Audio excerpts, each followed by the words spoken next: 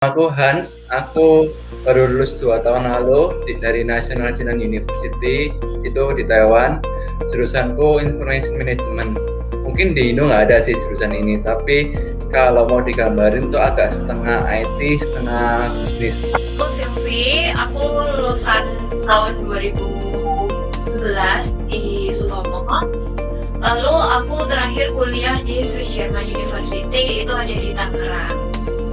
Jurusannya jurusan Pharmaceutical Engineering, itu jurusan perpaduan dari farmasi dan teknik kimia.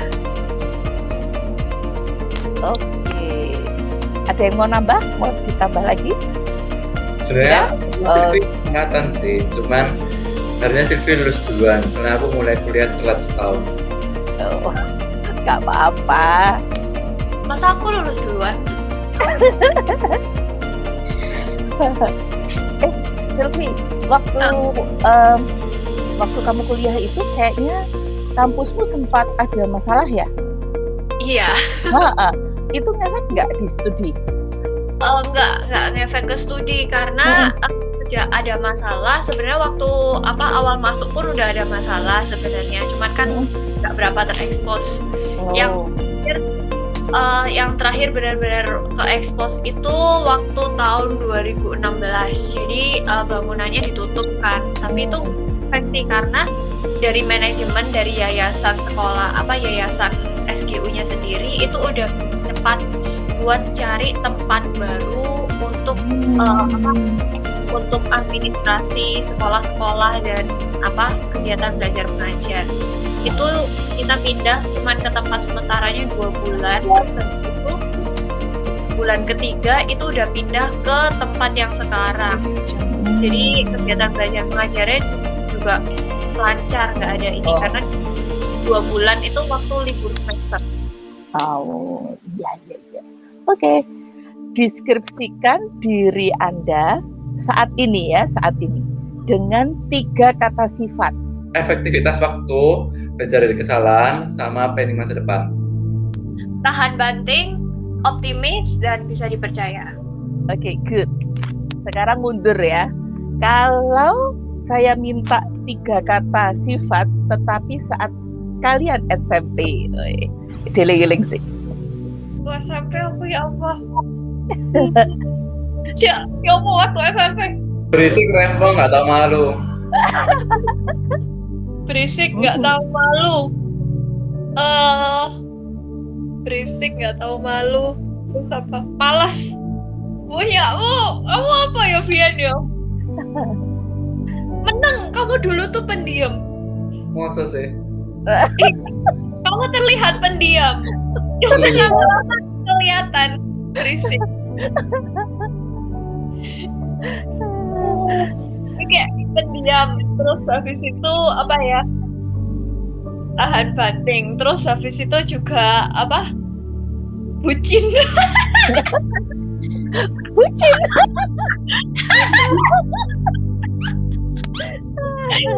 Ya sampai sekarang lah itu. Oke, 3 ya. Usil, keras kepala, kreatif. Waktu SMP ya memang mungkin agak lupa ingat, tapi diupayakan lah. Waktu SMP apa yang Anda rasakan atau pendapat Anda tentang bersekolah dan belajar ya? Sekolah dan belajar tuh apa sih waktu SMP? Bosenin. Oke, nggak apa-apa. Bosenin terus habis itu kalau dapat nilai jelek remedi, SKM 75. Apalagi? Anything that come in your mind? Pasti tiap hari selalu bertanya, kenapa kok harus sekolah? Kenapa kok harus belajar ini? Kenapa harus belajar itu? Kayak gak penting. Toh di kehidupan nyata juga gak benar-benar kelihatan pakainya di mana sih. Walaupun setelah itu sekarang juga berasa, oh iya sebenarnya ini sih dulu belajar, tapi kayak jaraknya itu jauh, gak benar-benar kelihatan. Kalau sendok buat makan, tapi tahu oh ternyata ya makan pakai sendok, tapi mikir dulu ke belakang. Oke. Si bijak ya Hans ya. Kayak Silvi jawabannya. Dasar kebanting.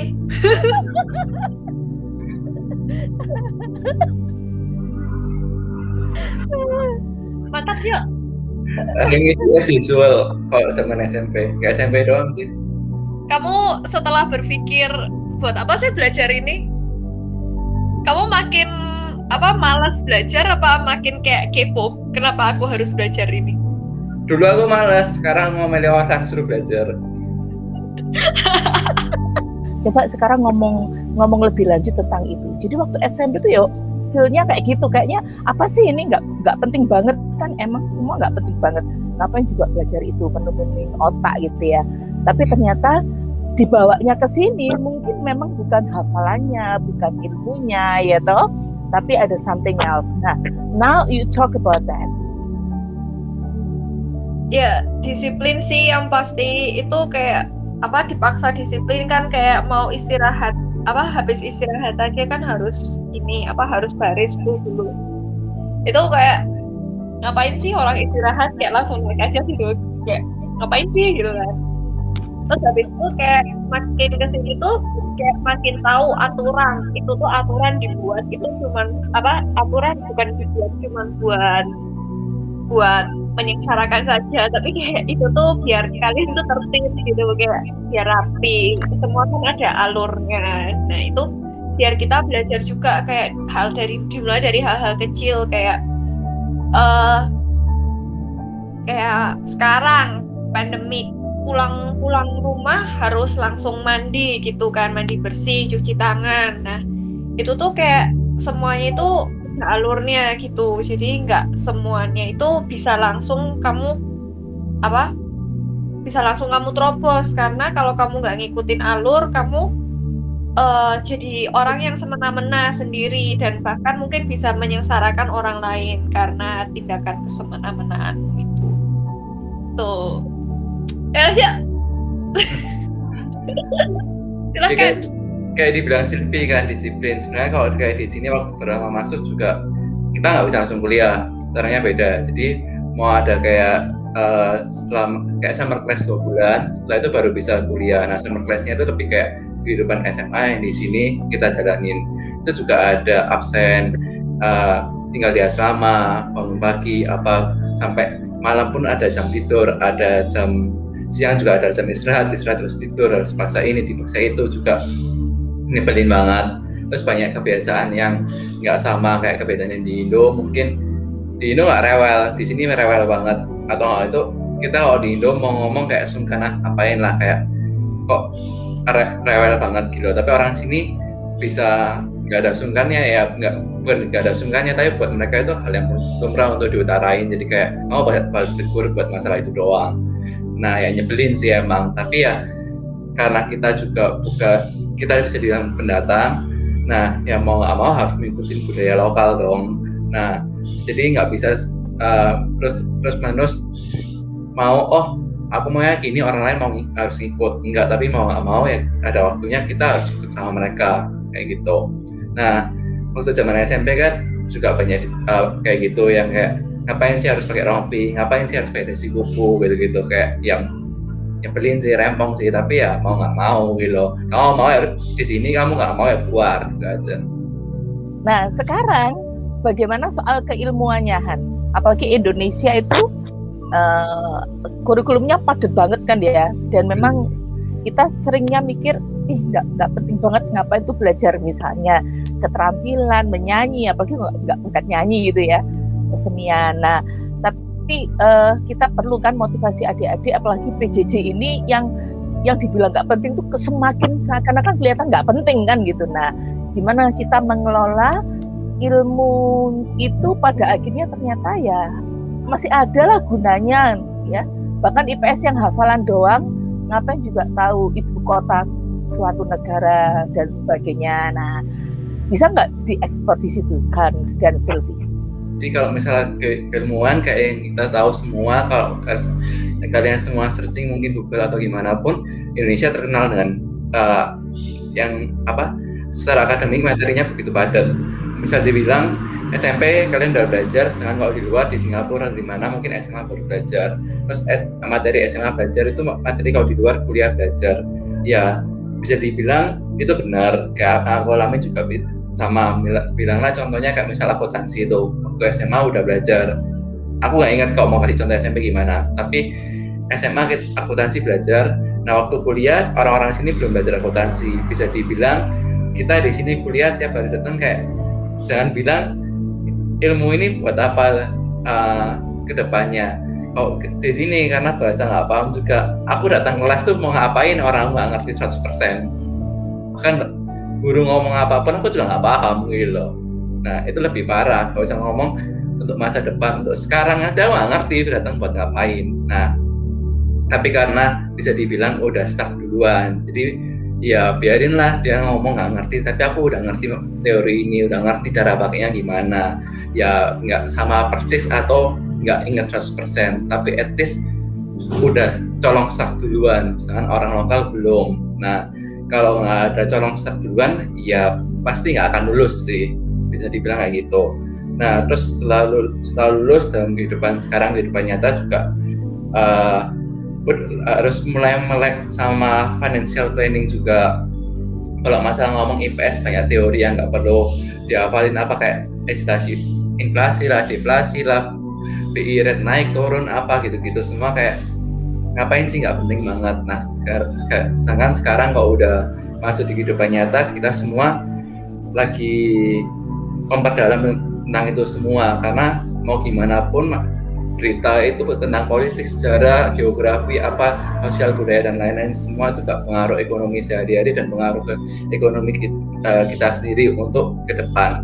Jadi sebenarnya itu semua juga penting. Kalau mau dibilang pertama kali belajar kapan, ya bukan kuliah, bukan SMA, mungkin bukan SMP.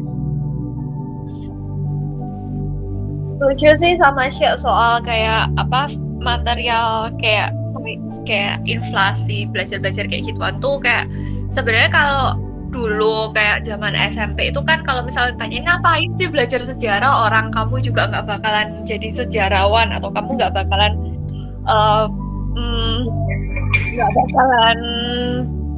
ke arah sana lah untuk karir, nggak tertarik misalnya kayak gitu. Tapi itu dalam kondisi kayak casual condition gitu, kalau dalam pembicaraan conversation sehari-hari gitu ya. Pernah kan aku kayak aku waktu magang di Jerman itu kayak keluar sama orang-orang terus habis itu waktu mereka aku ceritain soal sejarah itu tuh mereka tuh lebih amazed gitu loh. Kayak, oh kayak gitu ya ceritanya, kayak mereka sendiri tuh kayak, jadi kita tuh secara nggak langsung kita memperkenalkan budaya Indonesia, memperkenalkan sejarah Indonesia yang nantinya sendiri itu juga jadi poin plus buat kita buat ke jenjang internasional selain itu. Nah terus habis itu juga setuju juga waktu sama pertama kali kelas itu kayak gak tahu apa-apa, gak ngomong orang ngomong apa, tapi kita udah pernah dapet, kita ngerti cara pakai, cuman kayak waktu dosen ngomong apa kita nggak soalnya beda bahasa. Aku juga ngalamin itu karena kan pakai Mandarin. Nah aku dari sekolah kan selama ini nggak pernah sekolah pakai bahasa Inggris, dan masuk kuliah harus mata pelajaran yang dibawain pakai bahasa Inggris. Aku otomatis langsung pertama shock, bingung ini apa, bahkan kayak friction itu apa, aku bingung kayak friction itu apa, sampai akhirnya kayak friction tuh ini. Nah itu benar-benar ngebantu kalau misalkan kamu dalam kondisi kamu nggak tahu ke depannya kamu bakalan sekolah apa, kayak dulu aku ngeremehin banget belajar bahasa Inggris, terus habis itu ternyata sekarang kayak susah ya buat dapet nilai bagus kayak gitu. Cuman karena gara-gara masalah bahasa, jadi kayak kebanyakan orang menyepelekan hal-hal yang mereka yang kayak bahasa, sejarah, padahal itu tuh poin plus gitu loh kalau misalkan kamu benar-benar bisa nguasain seperti itu. Ya. Artinya apa yang kita pelajari itu sebetulnya kita ngumpulin modal aja, cuman ntar belum tahu ya modal ini nanti bergunanya seperti apa ya. Karena kan Iya. anak SMP memang wawasannya masih sangat terbatas ya. Oke. Terus yang kedua, dengan punya pengetahuan, Bu Tias nganggap itu sih lebih ke pengetahuan ya. Kalau ilmunya nggak benar-benar kepakai, kan ya kita kelihatan nggak bodoh-bodoh banget gitu ya. Kalau ngobrol kan, kalau Iya. ke kiri ke kanan nggak nyambung kan ya gimana gitu ya. Biar cantik atau ganteng kalau nggak nyambung. Nah. Oke, nah ini pertanyaan berikut ada hubungannya nih, udah keren nih ngobrolnya. Kalian jawabnya boleh menghubungkan sama perasaan kalian waktu SMP kalau masih ingat. Kalau nggak ingat langsung aja dibawa ke sini nggak apa-apa. Jadi ceritanya gini, sekarang kan anak-anak itu secara kurikulum pun, apalagi sekarang dengan PJJ, mereka pasti kalau kesulitan langsung googling gitu ya. Nah artinya hampir semua ilmu yang sifatnya teoritis ya, asal mereka browsingnya benar, sumbernya terpercaya, sebetulnya ilmu itu sudah dapat gitu loh ya. Nah, tetapi kenyataannya, fakta yang pertama, ketika kita dihadapkan pada mengambil keputusan dengan cara belajar dari pihak lain, itu kan pihak lain dia nggak cuma gurunya satu orang gitu. Mereka belum open minded gitu loh. Nah, jadi pokoknya ilmu itu baru berguna atau baru dianggap kelas itu jalan kalau yang ngomong itu gurunya. Gampangnya kalau dijelasin gurunya. Jadi belajar membaca dari sumber di internet bagi mereka belum belajar kalau gurunya belum menjelaskan. Jadi sekarang gimana cara membuka adik-adik paling tidak yang sudah kalian jalani sekian tahun itu membuat ya kita nggak bisa cuma kayak gitu. Oke, silakan versi Anda. Tapi jujur sih Mem, itu emang kendali banget. Kayak aku sendiri kayak sampai sekarang masih bingung buat nerapin teori ke praktikal. Cuman kan kayak aku di kampus kayak ada satu dosen itu yang ngerti kalau aku dikasihin soal kayak gini nih, kayak soal ini jawabannya pasti A B C D E. Itu aku nggak bisa karena kan kayak aku menghafal itu kayak lemah gitu kan, kayak jadi lebih ke konseptual. Jadi kayak mereka tuh ngajarinnya kayak langsung kayak kasih contoh gitu. Jadi secara nggak langsung pernah waktu ujian sebelum tesis itu kan harus ngambil OFSE. OFSE itu apa ya kepanjangannya? Kayak Oral Final Semester Examination. Nah itu tuh dari OFSE yang kemarin dikasihin teori yang jawabannya A B C D E. Itu jadi karena ada timku angkatanku banyak sing telo juga menghafal. Jadi kita dikasihin problem solving. Jadi semacam kayak gitu sih. Dan emang pada kenyataannya kalau misalkan waktu aku magang pakai teori aja, itu tuh real time case itu lebih ke problem solving daripada kamu ngafalin satu-satu. Emang pada kenyataannya seperti itu, dan itu bakal lebih memudahkan hidupmu sih. Kayak siapa yang pernah kepikiran kalau misalkan kamu keramas pakai deterjen pun itu bisa sebenarnya, kayak cuman karena kurang nutrisi lain-lain. Pokok kalau misalkan tujuanmu bersih, deterjen aja bisa kok buat bersihin rambutmu kayak gitu. Jadi kayak lebih ke basic konsepnya itu harus bisa dapet gitu.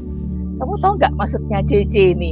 Bahwa sebetulnya kamu bisa aja kok keramas pakai deterjen, tapi lah kan ada keilmuan lain ya, kesehatan nutrisi lah. Nah sekarang kamu harus decide toh, nggak punya duit ya udah nggak pakai deterjen aja gitu ya. Tapi kok kau pengen cantik, nah urusannya kan beda. Nah keren. Sip. Sebenarnya kalau menurutku sih semua itu yang penting cuman paham dasarnya itu apa. Nah nggak usah dihafal, karena kalau sekarang kalau bilang dari kalian, ada sebagian besar dari kalian kepengen kuliah di luar dengan bahasanya pasti bukan bahasa ibu kalian, bukan bahasa Indonesia, nggak akan ada cara untuk menghafal 100%. Dan itu bukan hal yang penting, cuma buang waktu dan buang tenaga. Nah, bisa nyampein aja udah bagus. Nah, apalagi kalau sampai bisa menghafal itu kayak nggak mungkin. Yang penting dipahamin, di ngertiin kayak oh oke, makan garam itu asin, udah selesai gitu aja. Nah tapi nggak usah diingat-ingat asinnya seberapa, itu nggak perlu ngapain gitu, buang tenaga doang. Dan lagi kalau dari aku sendiri, aku bukan orang yang peduli sama nilai, bukan orang yang peduli sama hasil berapa, tapi aku lebih peduli sama sama apa yang aku punya, wawasan seluas apa yang aku punya. Jadi kalau aku ditanya kayak waktu interview itu ditanya juga, kamu kok jurusan ini tapi nggak nilai programming kamu jelek, setiap kali pelajaran programming semua ngulang, karena kok kuliah harus lulus kan, nggak bisa ngomong nggak lulus ya udah pas gitu aja, nggak bisa harus diulang terus sampai lulus. Ya aku ngulang semua, ya aku cuma suka konsepnya doang, tapi aku nggak suka buat membuat dari nol. Kan kesukaan nggak harus dipaksain gitu loh, tapi pemahaman itu yang paling penting. Nah, karena sekarang semua itu bisa serba googling, nggak usah tanya sini sana, nggak usah buat clipping dan lain-lain. Nah, itu lebih bahasa Indonesia apa ya? Lebih nyaman buat kita, lebih mudah. Nah, kemudahan itu yang perlu kita pahamin aja biar bisa dipakai. Bilanglah pakai garam buat masak nasi goreng, bisa juga buat masak mie goreng, bisa buat masak apa lagi, nggak usah dihafal semua kan, kalau di list semua kan dipanjang. Nah, itu juga sama seperti itu. Aku kalau tahu, oke, aku nilaiku jelek, memang semua jelek dari SD sekalipun, itu biasa nggak naik kelas, hampir nggak naik kelas, biasa buatku. Bukan hal yang penting. Remedi tiap ujian, ya udah remedi lah. Sampai mau lulus kuliah pun juga penuh perjuangan. Jangankan lulus kuliah, dapat kuliah aja juga penuh perjuangan gitu loh. Itu dari segi nilai. Tapi ya udah, nilai itu paling cuman kalian pakai itu 20 tahun doang, nggak sampai sih 15 tahun mungkin, dari TK kan sampai kuliah. Setelah 20 tahun tuh nggak penting nilai, tapi penting itu performance kalian. Nah, performance tuh tergantung dari seluas apa wawasan kalian. Nah, wawasan ya berarti sebagaimana paham kalian tentang dunia ini, dan dunia ini.